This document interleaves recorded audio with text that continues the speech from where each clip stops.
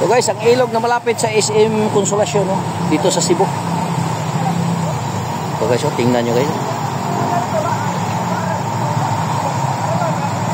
Ito, umapaw kanina rin guys. At 6 na sasakyan doon, ang nahihila. Ay, tingnan nyo guys, nandyan pa, ang ibang sasakyan. Nagrambula ng mga sasakyan ito guys.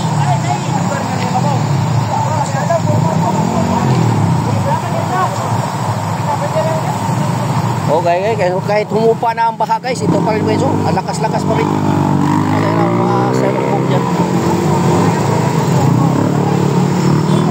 Nagdito ng iba guys, kasi hindi mahaba, kasi may anim sasakyan yan guys, Ayun, ibang sasakyan kayo, nagbanggaan na. Nandyan, nagparking yan sa SM kagabi. Dahil umapaw ang tubig dito, kaya ganun. Salamat guys sa inyong